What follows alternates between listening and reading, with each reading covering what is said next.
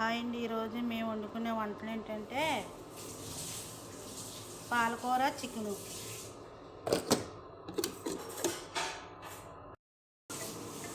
ఇదే మెంతికూర ఏపుడు, పాలకూర పులుసు. మాకేంటి పనిచేసే వాళ్ళకి ఈరోజు ఇలా వండుకున్నాం.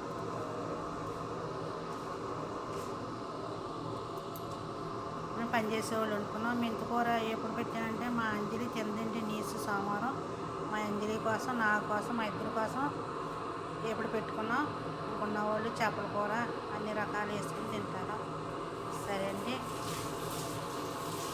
దాంట్లోకి ఇచ్చేదే వైట్ రైస్.